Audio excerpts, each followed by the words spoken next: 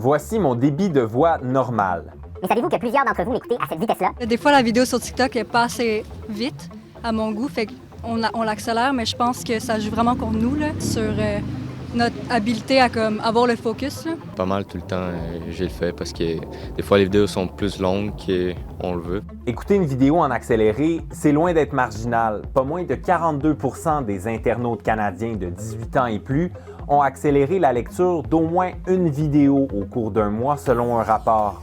Tous les groupes d'âge utilisent l'option, mais sans surprise, la tendance est plus marquée chez les jeunes. La moitié des 18-34 ans ont eu recours à l'écoute rapide.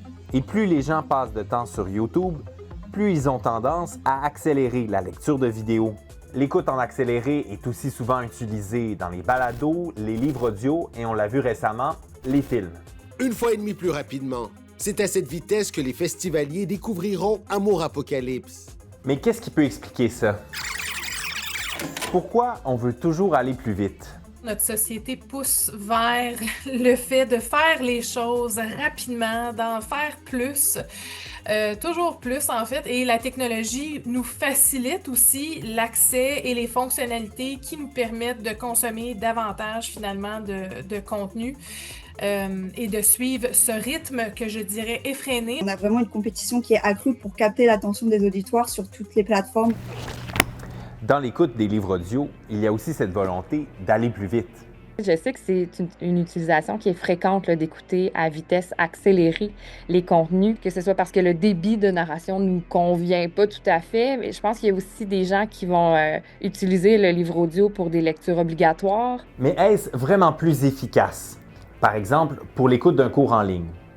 Pas nécessairement. Dans ce désir de vouloir emmagasiner plus d'informations, il y a une certaine perte finalement de compréhension et de toujours embarquer dans ce rythme rapide-là crée aussi une certaine surcharge au niveau de la fatigue numérique. Ça en dit beaucoup sur comment on fait les choses, tu sais.